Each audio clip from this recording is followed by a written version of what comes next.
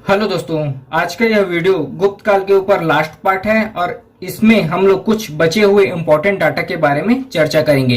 वैसे तो गुप्त काल के ऊपर जो वीडियो अपलोड हुए हैं वह सीरीज वाइज अपलोड हुए हैं और उसका लिंक आपको डिस्क्रिप्शन बॉक्स में मिल जाएगा। तो चलिए वीडियो स्टार्ट करते हैं। देखिए, इतिहासकारों के अनुसार गुप्त काल में नवीनतम चिकित्सा क्षेत्र का विकास हुआ था और गुप्त काल में ही बाल विवाह प्रथा का आरंभ हुआ था।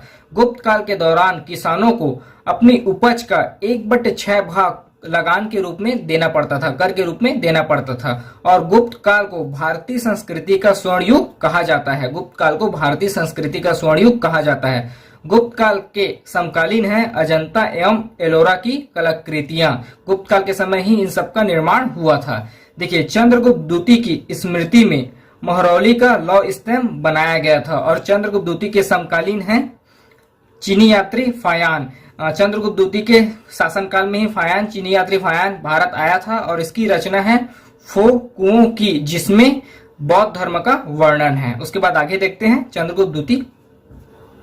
चंद्रगुप्त द्वितीय के 9 रत्नों में से हैं अमर सिंह और कालिदास। अमर सिंह की रचना है अमरकोश और कालिदास के द्वारा रचित महाकाव्य रचना है कुमार संभव और इसके द्वारा एक और रचित फेमस रचना है अभिज्ञानम शकुंतलम, जिसकी गिनती प्रसिद्ध 100 कृतियों में किया जाता है और इसका सर्वप्रथम यूरोपीय भाषा में अनुवाद हुआ था।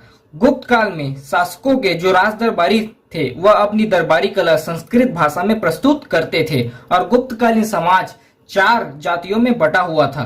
पहला ब्राह्मण, दूसरा क्षत्रिय, तीसरा वैश्य और चौथा शूद्र। इन 4 जातियों में गुप्तकालीन समाज बटा हुआ था और गुप्त काल के समकालीन वैज्ञानिक थे खगोल वैज्ञानिक और गणितज्ञ आर्यभट्ट। ये गुप्त काल के समकालीन खगोल वैज्ञानिक और गणितज्ञ थे। फिर आगे देखते हैं गुप्त काल की महत्वपूर्ण रचनाएं।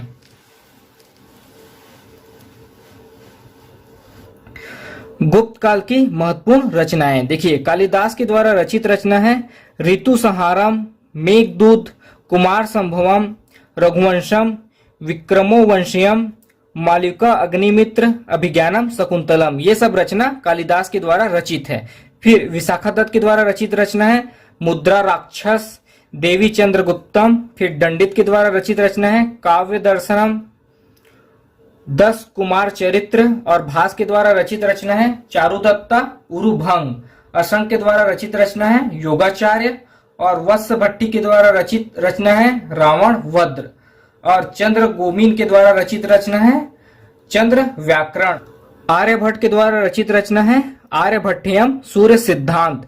विष्णु शर्मा के द्वारा रचित रचना है पंचतंत्र और आर्यभट्ट के द्वारा रचित रचना है आर्यभट्टियम सूर्य सिद्धांत। विष्णु शर्मा के द्वारा रचित रचना है पंचतंत्र और सिद्धसेन के द्वारा रचित रचना है न्यायावतार और चरक के द्वारा रचित रचना है चरक संहिता और कामदंत के द्वारा रचित रचना है नीति शास्त्र। तो इस वीडियो में हम लोग गुप्त कालीन कुछ महत्वपूर्ण तथ्य और गुप्त काल की प्रमुख रचनाएं के बारे में पढ़ा। आपसे एक रिक्वेस्ट है, अगर अभी तक आपने हमारे चैनल हिंदी वॉइस को सब्सक्राइब नहीं किया तो प्लीज चैनल को सब्सक्राइब करें और वीडियो को लाइक शेयर जरूर करें। धन्यवाद।